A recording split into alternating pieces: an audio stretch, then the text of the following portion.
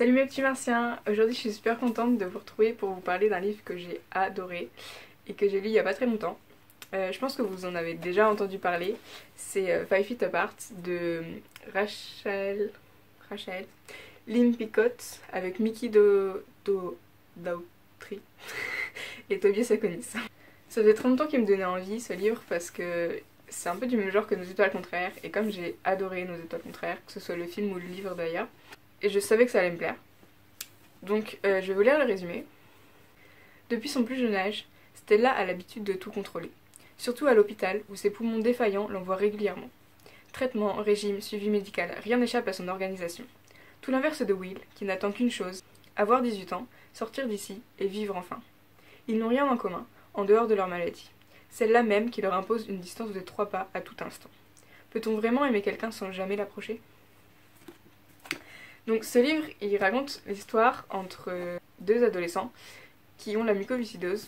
Les gens qui ont cette maladie peuvent pas s'approcher à moins de 5 pieds, donc à peu près 2 mètres en français, d'après ce que j'ai compris. Enfin c'est plus 6 pieds qui fait 2 mètres je crois, mais bref.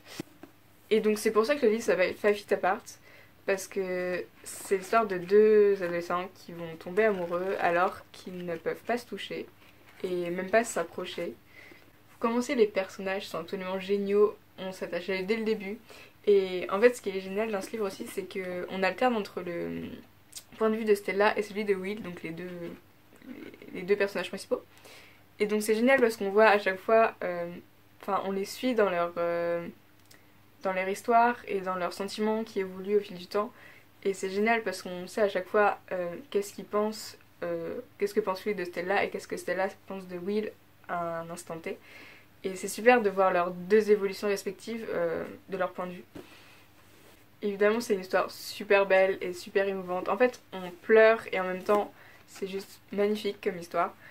On est vraiment avec eux tout le long du livre, on ressent ce qu'ils ressentent, ce qui fait que ça rend le livre super émouvant parce qu'on ressent les émotions des personnages. Quant au film, il est super bien fait. J'ai trouvé vraiment fidèle à l'histoire.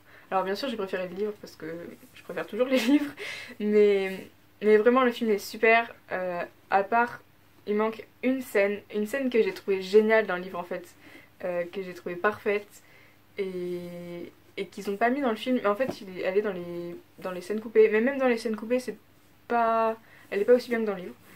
Donc rien que pour cette scène là, lisez le livre, mais le film est génial aussi. Que dire de plus à part que si vous aimez les histoires du genre de Nos étoiles contraires ou même tout simplement les belles histoires d'amour, pas clichés mais vraiment juste belles, lisez ce livre s'il vous plaît. Dites-moi si vous l'avez lu ou si vous avez vu le film, je serais curieuse de savoir aussi ce que vous avez pensé si vous l'avez lu et vu, ce que vous avez pensé de l'adaptation. Sur ce, je vous dis à la prochaine, salut!